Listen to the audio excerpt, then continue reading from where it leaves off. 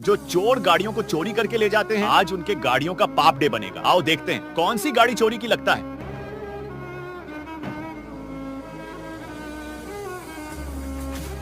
यही गाड़ी चोरी की है, लेकिन उसे देखने से पहले बेटा, मुझे देखकर इग्नोर मत करना। इस बार जो भी एग्जाम में पास होना चाहता है मैं पास कर दूंगी, मगर मेरा भी एक काम करना होगा। तुम्हें इस वीडियो को एक लाइक और चैनल को सब्सक्राइब करना होगा और 5 सच्चे मित्र को शेयर करना होगा। और मेरे बेटे जाते जाते कमेंट में सरस्वती माँ लिख दो। और इसका तो पापड़ी बन गया।